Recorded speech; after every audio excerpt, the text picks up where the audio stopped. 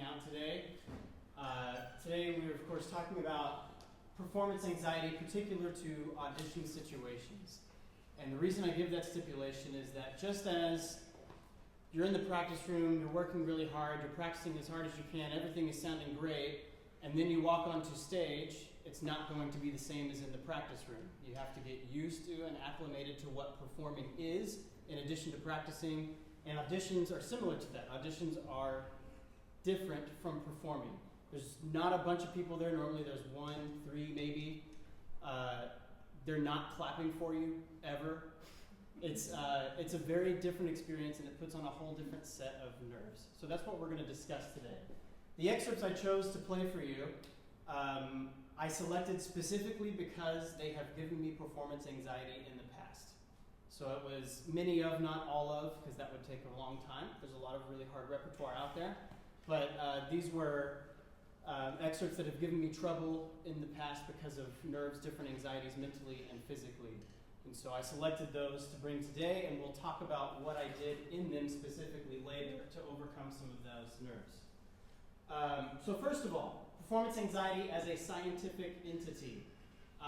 It's known to psychologists as musical performance anxiety, MPA they call it. There are 3 different main levels that people experience. First of all, everyone experiences performance anxiety to some degree or another.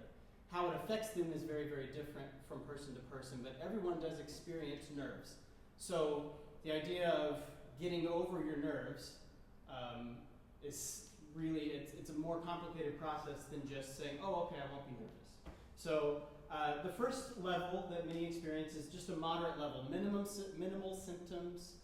It's connected with some social phobia. Just speaking in front of people in general often is a performance anxiety alone.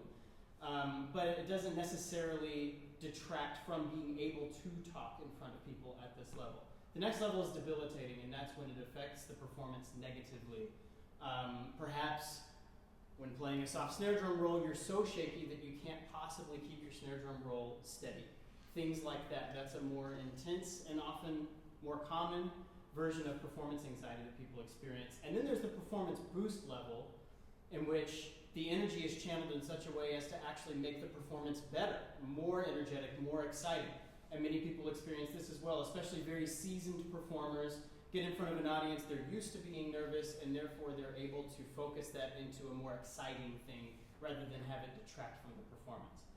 In Western classical music, these musicians, like myself, experienced by far the highest level of performance anxiety, way more debilitating anxiety than in other areas, such as public speaking or presenting in front of, let's say, a business interview or something. So there are 2 different main types of symptoms that we experience with performance anxiety. One is mental, the other is physical. They're often connected, although not always. So psychological symptoms come from a feeling of pressure rather than support. If the situation, especially in an audition, like we talked about, it's not a real encouraging atmosphere most of the time. It's very much, no matter how much you try to trick yourself, maybe saying, well, it's just another performance. Well, you can say that all you like, but your brain really knows it's not just another performance, that there's something on the line here, and that often changes the way that we feel. So mental, psychological symptoms come into play quite a bit here. They come from lifestyle habits and events, your skill level, or what you think your skill level may be. Perhaps you don't think you're good enough to be there. That's not going to bode well for you, for your nerves, in being in an audition. Your self-assessment, how are you thinking as you go through the audition that you're doing? That affects it, as well as just general physical and mental health. If you're not taking care of your body and you're not taking care of your brain, you're not sleeping, you're not eating well, you're being really negative on yourself all the time, you're probably going to have a lot of nerves going into an audition. So, many of these symptoms, a lot of us can identify with. The all or nothing mentality, for example. If I mess up just one tiny little thing, the whole thing is over. It doesn't even matter anymore. That's not true most of the time, even in an audition, especially because it's usually much smaller than we realize. But in the situation, we tell ourselves that, and that just makes us even more nervous. It's not helpful at all. Labeling, describing yourself instead of the situation. So assigning yourself an identity based off of mistakes that are made, perhaps. Overgeneralization ties into these things. Assuming, predicting the future without any evidence whatsoever. People talk about coming out of an audition, throwing their sticks around, being so angry that it's all over, and then they wind up advancing. So don't overgeneralize. Be very logical about the way you approach the situation, or maybe just don't approach it and let everyone else decide how you did instead, if it's possible for you. Emotional reasoning, tying feelings of anger or disappointment into it is not healthy, and it does not help. Dwelling on the negative, focusing on the micro rather than the big picture. Rejecting positive feedback and compliments. These are all symptoms. Unfavorable comparisons, should or ought statements. I should have not missed that note. I ought to be able to play a better snare drum roll. Those sorts of things, when you're in the audition, are not going to actually help you make better notes and roll better. It's not going to help. Catastrophizing, unreasonable assumption of responsibility, or blaming someone else. These are all symptoms that people experience when they're feeling anxious. We're going to talk about how to deal with these in just a minute. The physical symptoms. These are triggered often by a memory. And the physical symptoms actually come from your body trying to help you. The fight or flight instincts. Not everybody has been playing really soft, delicate music. We've only been playing that for a few hundred years in the entire human history, really. We have not pressured ourselves in these audition situations that long. Our bodies are naturally programmed more for an instinctual fighting someone. So any of the symptoms that you're experiencing is your body trying to protect you and prepare you to be able to take on a battle. It just doesn't understand what soft snare drum is yet. So cold extremities, for example, if your hands start feeling a little bit cold or your feet start feeling a little bit cold, that's your body actually protecting your organs and minimizing blood loss. It's trying to keep you, if your hand got cut off, from dying necessarily. That's not going to happen, but your body doesn't know that. It increases your heart rate to maximize nutrient and oxygen dissemination throughout your body, which is actually very helpful in an audition. You're getting all of the nutrients you need at a much better pace. But an increased heart rate can also affect your tempo, make it go way faster than you ought to, or you could start hyperventilating, something like that. Sweating is release of heat from the increased heart rate. So you have these more nutrients and whatnot, but your body has to get rid of the heat. And therefore you start sweating in maybe your palms or something. That can be very unhelpful. Shortness of breath. Your body's trying to give you a quick and steady supply of oxygen, but trying to sing a long note, for example, for singers, or play beautiful tones on brass, that's really difficult when you have a real shortness of breath. Dry mouth, loss of appetite. Same thing, your digestion is a very low priority when your body is fighting to survive. So it completely stops it as much as possible, and that's where the dry mouth comes from. But you need your mouth to be, wet to be able to sing and play wind instruments and whatnot. Tension, tremors, and twitching. This is the number one that I have experienced as a performance anxiety. And that is your body is preparing for action. It's just not preparing for action that only moves about this much is the problem. Blurry vision. If you're trying to read music and your vision goes blurry, your pupils are dilating to try to see at a long distance. That's another instinctual fighting mechanism. Unfortunately, that means you can't read the music, which is why so many of us memorize most of our excerpts so that we don't have to deal with that. And we'll talk about memory in just a minute. Hypervigilance. Your brain processes information at a much, much, much faster rate. But that can also cause you to rush through the audition. It can cause you to take faster tempi. It can cause a lot of other things, although it can also be helpful. And then fatigue. If you've been playing for a long time, your anxiety will subside a little bit and you'll start to feel very tired, and that can also take a toll on you. It's just your body releasing all of the things it's been doing to try to help you fight. So, we need to talk about self-assessment and then prevention. First of all, you have to know what symptoms you experience in order to have success in an audition. You're not going to be able to attack them all at once. It's a long process. But if you don't know which ones to attack, then you don't know how to fix them, and therefore you're screwed. So you need to think. You need to think very, very diligently about this. Remembering and understanding are very low levels of thinking in Bloom's hierarchy of thinking. So if you're just remembering what someone else tells you to do, that's not so helpful. You have to actually know how your body reacts and feels so that you can appropriately diagnose it and then do specific things that work for you to prevent that or to help you through it when you're auditioning. So, self-assessment. First of all, accept that you will be nervous, because you will. If you're not nervous, then according to Matthew Strauss, you don't care. Nerves are a sign that you actually care about what you're doing. A violinist composer from Australia says, if I ever stop being nervous before a performance, it's time to stop playing. So you will be nervous, and that's okay. Generally, the symptoms actually only last about 30 seconds, physically speaking. So if you can survive for 30 seconds, you're probably going to be fine, unless you're like me and you get into a psychophysical loop. In other words, I'm not able to appropriately reject the fear of the nerves. If I was able to do that, I would have much less anxiety, much less shaking. A lot of the symptoms would subside. But if you're dreading the nerves, or if you're trying as hard as you can to just fight them away, it's just going to trigger more symptoms, and then that 30-second clock restarts over and over again. Maybe that causes a mistake, and that causes even more anxiety, and you're in this endless circle of spiraling out of control. So we're going to talk about how to not do that. You need to know yourself. What are your symptoms? How can you prevent them? What works for you? How can you positively address your symptoms rather than being down on yourself or really negative about it? And then you need to make a plan that will help you before the audition and the day of the audition, which are two separate ways to prepare, so that you can conquer those nerves a little bit. So, preparation, your body and your mind in general, not talking about music. Yes, meditation is wonderful. Some answers can't be answered by Google. Of course, I found this picture on Google, so that sort of, that's okay. So, the body and the mind. You need to take care of yourself. Alexander Technique and Feldenkrais are wonderful tools. They're also very expensive, but they teach you how your body should move appropriately and naturally according to the way it's designed, so that you don't have unnatural bad posture, things that can affect you. Exercise, generally, just exercise. Go running, lift some weights, do something to get that energy going in your body, get your pulse up.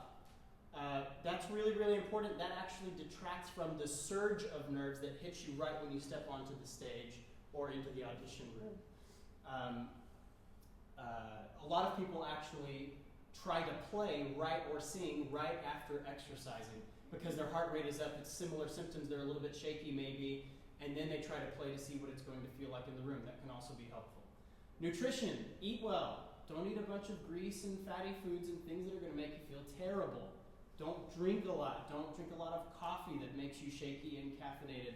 It's not good for you. Just put it aside for a little while, eat well, and then after the audition, go gorge yourself and it's fine. Okay? Improvisation is also really, really helpful. There's a lot of new research out that if you improvise on your instrument, that you will feel substantially less anxious because you're getting to know the instrument more intimately. Improvisation can be a wonderful tool just to help you with technique as well. Say you're playing a Delacluse snare drum etude for your audition. Improvise in the style of Delacluse. That will get your hands moving on something that isn't the specific excerpt, and you will have the tools you need and the creativity. Remember, on the hierarchy of thinking, creativity was at the very top. It's the highest level of thinking. It can be really, really helpful, and you can channel specific exercises that you improvise towards your nerves. It's really, really beneficial. Meditation, yoga, both take care of the brain and the body in a really wonderful way. They get you into a peaceful mindset. If you struggle a lot with mental symptoms more than physical, meditation and yoga are for you. Do them. Rest, get sleep. Don't stay up all night over and over and over again and expect to have a wonderful audition. Your brain actually catalogs the memory of what you've been doing when you're in REM sleep. So you need sleep in order to have the memory be more ingrained into you. And then EMDR. This is also a relatively new thing. They tested it first with post-traumatic stress disorder, and now people are applying it to musical anxiety. So they're associating really negative, bad memories with specific eye movements where you follow the doctor's finger. And they figured out a way to associate those memories with that finger movement. and through a series of other complicated things, it winds up taking that memory to a way less anxious place. So if you've had a really bad audition experience and it continues to haunt you in auditions, this could be a great tool to help you get through that. Okay, preparation, audition techniques, specifically geared towards playing music. General preventions that I have used. I add arm where possible. Your nerves are going to affect the smaller movements more than the larger movements. So I opened up with a very soft snare drum excerpt from Impressions. I was trying to use as much arm as I could in order to facilitate easier motion so that nothing is quick and snappy. And cymbals, triangle, it also works that way. Stay low. When your nerves are getting the best of you, you start getting out of control a little bit. But if you can contain your playing, I specifically struggle with this on xylophone, then it will help you significantly. Leave nothing to chance. Absolutely nothing. Know every single detail of your music and know exactly how you want to execute it. If you have a quarter note roll, you need to know exactly how many strokes you're doing for that roll every single time. Otherwise, you get into the audition room, something funny happens, and you can't remember it. And now your roll is either bad or it's out of time. Always figure everything out exactly as much as you can, minimize your variables. Multiple tempo references. This has helped me a lot in figuring out exactly what tempo to go on excerpts, rather than only thinking of the piece. That's very fundamental. We all know we should know how the piece goes that we're playing. But I also try to find another excerpt that has the same tempo and think of that first. That gets me in a frame of mind in a completely different piece of music, but with the same basic beat. Then I switch my brain over to the piece I'm actually playing and see if that tempo matches. If it doesn't, I restart. And that way I know that I'm playing a relatively good tempo for the piece. Get accustomed to the process. This is something that we get harped on quite a bit.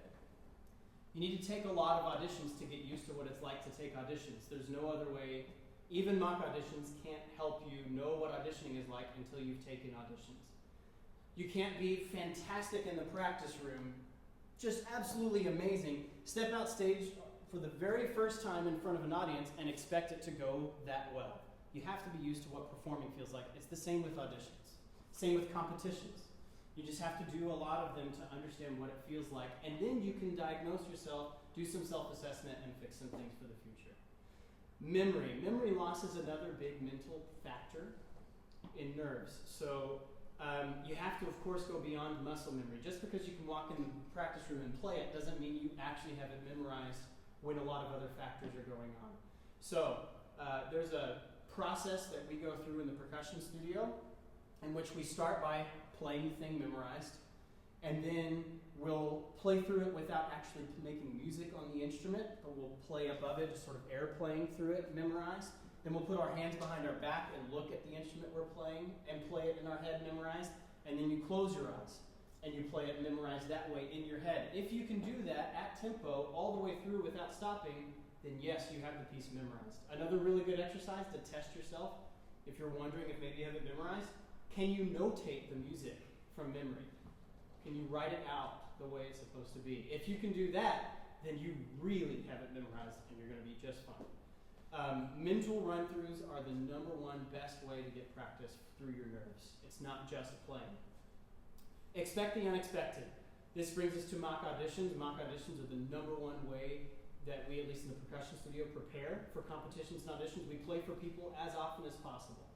As often as possible.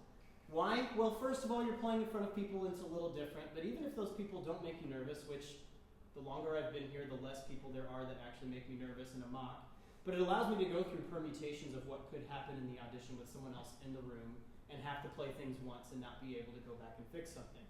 So you want to cover all your bases. In auditions, percussion auditions are notorious for really bad heights, for keyboard instruments especially. Absolutely notorious. Maybe the xylophone is down here, maybe the marimba is up here. It could all happen. And even though we will ask for the measurements, sometimes they won't give them to you, or sometimes they'll be different anyway. It's good to practice as often as possible the different variations that could happen. Instrument variations. Is the instrument going to be a different color than the one you're used to playing? Are the bars going to be a little wider or thinner? Play on as many different ones as possible, and if you can play through well on anything, then your audition is going to be better. The permutations of the list of excerpts you have to play. practicing with the screen in front of you, practicing entering and exiting, packing up your gear to go into the room and after. Anything that you can do so that there are less variables the day of the audition, you're going to be great. Another little quick trick that I often do, because of the sweaty palms, I put beeswax in my pocket before I go into the audition to play tambourine. Some people like to rub the tambourine beforehand to get some beeswax on their fingers for the thumb rolls and finger rolls. But I don't trust that I can make very little sound doing that. I'm afraid I'm going to make an accidental sound, so I put the beeswax in my pocket. Things like that that you know about yourself can be really, really helpful. Then you get to the day of the audition. We've spent weeks and weeks and weeks preparing. Now we're on the day of the audition. Here come the nerves. What do we do? First of all, just be nervous. It's okay. There's nothing wrong with being nervous, as we've talked about. When you're playing the music, maybe divert your focus from playing the music to the music itself. That can help a lot. Doing mental run-throughs, channeling your energy. If your hands are shaking a lot, maybe you need to think about your legs more. Your brain will channel that adrenaline that it's pumping into your legs. Now your legs are shaking, but at least your hands are steady. Things like that can be helpful depending on who you are. If you're a pianist sitting, maybe your leg shaking isn't such a bad thing. Smile. This is one, when people go into an audition super hyper-focused, you're getting more and more into that mindset that you would think if you're about to go into a really brutal battle. I'm going to be really focused, I can't mess up or I'll die. When you walk in, smile. It's okay. It's totally okay. And when you smile, you subconsciously trick your body into feeling better, and it has less of those nerves. Doing meditation and yoga the day of the audition can help too. And here's another one. So I have a bass player friend that has never had the shakes in an audition. But she also couldn't take auditions because she could not figure out a way to get through the mental part of it. She just a deer in headlights every single time. Couldn't figure out what to do. She tried hypnosis, which is really more of a form of deep meditation the night before, and it kept her into a more focused state. Maybe that can work for you as well. For physical things, predict the energy surges. Maybe try to increase the shaking when it starts. Because it's only on the 30-second cycle. If you give it permission, you're not scared of it, you try to increase it, maybe it'll go away. This has worked for some people. Run in place, do a little exercise right before you go in to get that energy surge out of your system before you walk into the room. Squeezing into a fist, similar idea. Do deep breathing to prevent that shortness of breath. It will calm your heart rate, it will calm your mind, everything, if you just take really long, deep breaths and take plenty of time before you start to do all this. Don't feel like you have to rush into playing. Eat well the day of. I love bananas because they're a little bit more substantial than a cereal, but they have natural beta blockers in them, which can be really, really helpful.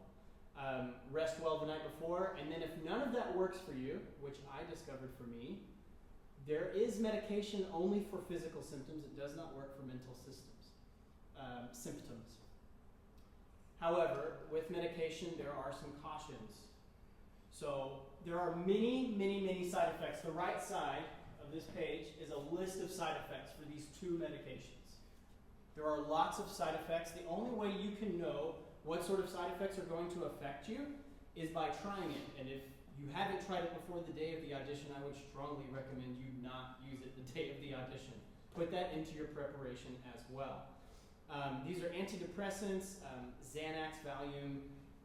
Beta blockers are probably the #1 source used by musicians as far as medications go. We're going to talk about those more extensively in just a second. Alcohol and cannabis, people say that it works for them. I don't recommend it. They both inhibit your brain no matter what you think about yourself, and it's just not wise. Try everything else before you use medication. Try everything else you can, including taking lots of auditions, because medication has lots of caveats. First of all, if you have a pre-existing condition, I have asthma. There's also hay fever, depression, bronchitis, heart conditions, diabetes. If you have those things, beta blockers could very well throw you into a downward spiral in that condition. Forget the side effects. It could just augment those. You have to know this about yourself, and you have to try it beforehand to see. I have found that the asthma does increase a little bit with the beta blocker, but not enough to inhibit my bodily functions or make me uncomfortable, and therefore it's okay. But there are other common side effects that many, many people experience: dizziness, lightheadedness, lethargy. Diarrhea, drowsiness, loss of appetite, cold extremities, which is supposed to be one of the symptoms that subsides. And a reduced engagement of muscles. Maybe your heart rate is so relaxed that you can't control your muscles. That's not good for you, okay? You need to know how beta blockers affect you before you decide to use them, period. The benefits of beta blockers, however, they will slow down your heart rate, reduce sweating, reduce dry mouth, reduce tremors, and they are non-addictive, although many people start to rely on them and use them habitually and feel that they can't do well without taking a beta blocker. That is also not good for you. 1 in 4 musicians admit to using beta blockers regularly. I don't know. You can decide whether you think that's okay or not. I used a beta blocker today to help me with my nerves on snare drum because I have tried as many preventions as I possibly could and got things under control. And I still shake when I'm playing soft snare drum in front of people. So I used a beta blocker today to help me with that. But I also knew from experience and lessons and playing for people that some of my energy and musicality also went down. So I had to know that about myself to make sure that wasn't affected. I also took a really small dose. Beta blockers do not get rid of symptoms, they simply lessen them. And that's really, really, really important for you to know. So now, with this information, if you have an audition or a competition coming up, take some measures, figure out what works for you and what doesn't, try everything, and see what happens. Thank you very much.